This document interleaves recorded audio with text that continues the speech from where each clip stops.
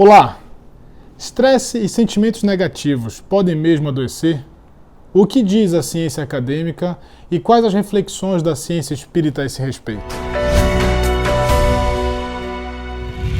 Segundo o renomado cientista Amit Goswami, o estresse é o resultado da interpretação individual de um fator estressante.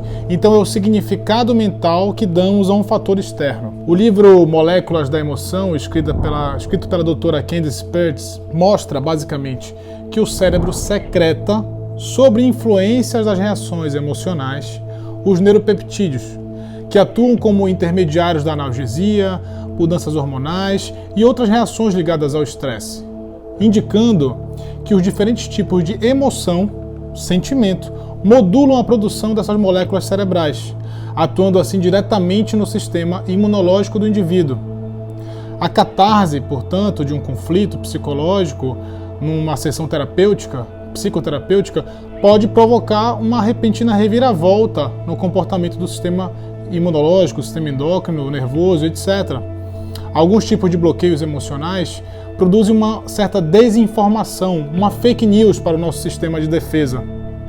Uma grande meta-análise com 165 estudos, realizada na Universidade de Londres em 2008, concluiu que fatores psicossociais ligados ao estresse, como morte de familiares, perda de trabalho, um trabalho exaustivo, divórcio, etc., estão correlacionados com o aumento do risco de câncer em pessoas saudáveis e com redução do nível de sobrevivência em pessoas com câncer. Assim, é relevante o surgimento da psiconeuroimunologia, com o entendimento que a mente está além do cérebro, essa instância que está para além do cérebro, equilibra o sistema nervoso central e ativa o sistema imunológico, mantendo excreções endócrinas de nossos diversos hormônios, especialmente através dos chamados neuropeptídeos, descobertos pela Pertz. Um dos estudos iniciais mais famosos foi realizado na Universidade de Los Angeles. Pacientes com HIV foram levados a uma sala de cinema para assistir uma comédia. Ao final do filme, as enzimas que compõem a saliva apresentavam maior quantidade de imunoglobulina, enquanto que estudantes saudáveis que foram colocados para assistir um filme de extrema violência, ao final da sessão, a dosagem de suas imunoglobulinas na saliva estava significativamente mais baixa. São as toxinas cerebrais. Foi criado assim o programa Risoterapia no hospital da faculdade, com excelentes resultados até hoje. Podemos abrir aspas a André Luiz, que pela psicografia de Francisco Cândido Xavier em 58, algumas décadas antes dos primeiros estudos da psiconeuroimunologia, escreveu: "Nossas emoções doentias mais profundas, quaisquer que sejam, geram estados enfermiços. Os reflexos dos sentimentos menos dignos que alimentamos voltam-se sobre nós mesmos depois de convertidos em ondas mentais, tumultuando o serviço das células nervosas." Fecha aspas. Na Universidade da Pensilvânia, o professor Martin Seligman utilizou 3 grupos de ratos num experimento interessante, na qual esses ratos recebiam um transplante de certa quantidade de células cancerosas, que estatisticamente levariam todos eles em torno de 50% ao óbito, 50% recuperação. O primeiro grupo se submeteu a esse transplante, foi deixado por conta própria, obtendo cura mais ou menos o que ele esperava. Em torno de 54% foi curado. No segundo grupo, eles foram submetidos a pequenos choques elétricos aleatórios, sobre os quais eles não tinham nenhum controle, levando eles a um estado depressivo, podendo-se dizer. Eles apresentaram no final da experiência uma cura de apenas 23%, ou seja, 77% morreram. No terceiro grupo, a experiência foi feita com as mesmas células, só que se submetiam os ratos a choques elétricos com uma alavanca em que eles poderiam controlá-los.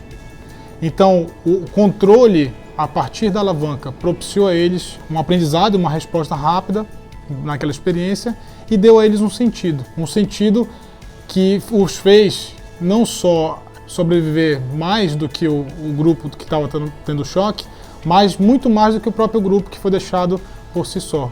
Foram 63% de sobrevivência. Aquele que tem um porquê para que viver pode suportar qualquer coma, afirmava Nietzsche. Assim demonstrando quando um sentimento maior quanto um sentimento maior pode determinar nossa liberdade mental. Dr. Viktor Frankl, psiquiatra, criador da logoterapia, mostrou em seu livro que mesmo aprisionado em condições subhumanas em Auschwitz, ele e alguns prisioneiros no campo de concentração conseguiam manter a sanidade mental.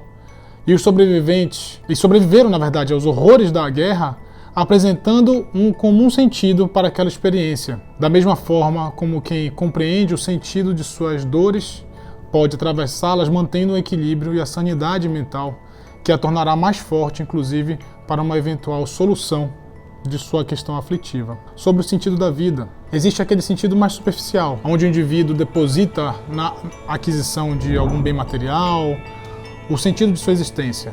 Então, o grande objetivo para ele seria comprar aquela casa, aquele carro, aquela moto.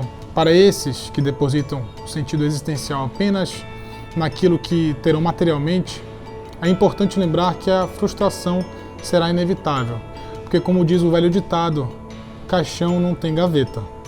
E nada do que foi acumulado materialmente irá conosco para o plano espiritual. Em um degrau mais acima, temos os que depositam na existência do outro o seu grande sentido. Então, eu sou feliz porque fulano está do meu lado. Ou então, na atividade profissional, eu sou feliz porque eu exerço tal profissão. O único momento de realização pessoal é quando o indivíduo está mergulhado no trabalho e parece que o resto nada importa. São casos que também representam um certo grau de imaturidade e desconexão com o nosso eu interior, nosso self. Segundo a literatura espírita sobre o sentido da vida, compreendendo que a experiência na Terra é uma oportunidade de crescimento intelecto-moral, que a cada experiência se faz um avanço nesse sentido, na medida dos esforços pessoais, e que fundamentalmente estamos para aprender, como sentido mais profundo, a amar, tal como Cristo nos ensinou. A noção da imortalidade da alma possibilita a compreensão de que todas as infelicidades são passageiras e fazem parte do aprendizado evolutivo e embutido em uma lei de causa e efeito, uma lei natural. Podemos finalizar nossa reflexão com a pergunta 919 do Livro dos Espíritos. Qual o meio mais prático e eficaz que o homem tem para se melhorar nesta vida? E a resposta resumida é um sábio da antiguidade vos disse: conhece-te a ti mesmo. Muita paz.